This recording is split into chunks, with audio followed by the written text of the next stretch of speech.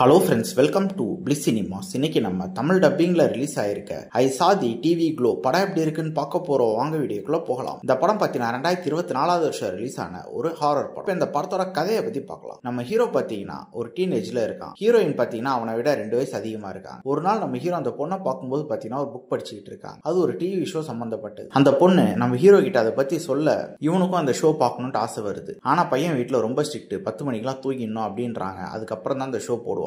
அதனால அந்த பொண்ணு என்ன சொல்லுதுன்னா, நீ என் வீட்டுக்கு வந்துரு, இங்க நம்ம வச்சு பார்க்கலாம் அப்படின்னு சொல்லுது. அதனால நம்ம ஹீரோவும் அங்க கிளம்பி போறான். போன இடத்துல அப்படி அந்த ஷோல என்னதான் இருக்கு, அது நம்ம ஹீரோக்கு எப்படிலாம் ரிலேட் ஆகுது, நம்ம ஹீரோக்கும் ஹீரோயினுக்கும் நடுவில் இருக்க பாண்டிங் என்ன, கடைசியில என்னதான் ஆச்சு அப்படின்றதெல்லாம் ஓரளவு வித்தியாசமா சொல்லியிருக்க படம் தான் இது. இப்ப இந்த படத்தோட பாசிட்டிவ் நெகட்டிவ் பத்தி பார்க்கலாம். ஃபர்ஸ்ட், இந்த படம் பார்த்தீங்கன்னா எல்லாருக்குமான படம் கிடையாது. இது ஆர்ட் பிலிம், அந்த மாதிரி படம் பார்க்கறவங்களுக்கான படம். தமிழ் டப்பிங் பொறுத்தளவு பார்த்தீங்கன்னா ரொம்ப நீட்டாவே பண்ணி கொடுத்துருக்காங்க. படத்தோட ஸ்டோரி பிளாட் வைஸ் பார்க்கும்போது ஒரு இன்ட்ரெஸ்டிங்கான ஸ்டோரி பிளாட் தான். அதை ரொம்ப சூப்பரான எக்ஸிகியூஷன்லேயே கொடுத்துருக்காங்க. பெர்ஃபார்மன்ஸ் வைஸ் பார்க்கும்போது அந்த பையனா இருக்கட்டும் ஹீரோயினா இருக்கட்டும் 2 பேருமே அல்டிமேட்டான பெர்ஃபார்மன்ஸ் கொடுத்துருக்காங்க. தரமா பண்ணியிருக்காங்கன்னே சொல்லலாம். இவங்க 2 பேர் கேரக்டரும் ரொம்பவே அல்டிமேட்டா எழுதி எடுத்திருக்காங்க. இவங்க 2 பேரை ஃபாலோ பண்ணாலே இந்த படத்தை பார்த்து முடிச்சிடலாம். படத்துல இவங்க பேச வந்திருக்க விஷயத்தையும் பார்த்தீங்கன்னா ரொம்ப கிளியர் அண்ட் கட்டா பேசியிருக்காங்க. எல்லாருக்கும் புரியுற மாதிரியும் பேசியிருக்காங்கன்னு சொல்லலாம். டெக்னிக்கல் ஆஸ்பெக்ட்ஸ்லயும் படம் சவுண்டா இருக்கு. சினிமோட்டோகிராஃபி, சவுண்ட் எஃபெக்ட்ஸ், பிஜிஎம் எல்லாமே நல்லாவே பண்ணி கொடுத்துருக்காங்க. ஸ்கிரீன் பிளேஸ் பார்த்தீங்கன்னாலும் படத்தை ஸ்லோ அண்ட் ஸ்டெடியா உட்காந்து பார்த்தீங்கன்னா கண்டிப்பா ஒரு நல்ல படம் பார்த்த ஃபீல் கிடைக்க தான் செய்யும். ஆனா நான் ஆல்ரெடி சொன்ன மாதிரி இந்த படம் எல்லாருக்குமான படம் கிடையாது. ஸோ பார்க்கலாமா நம்ம நீங்க டிசைட் பண்ணிக்கோங்க. இன்னொரு வீடியோல சந்திக்கலாம்.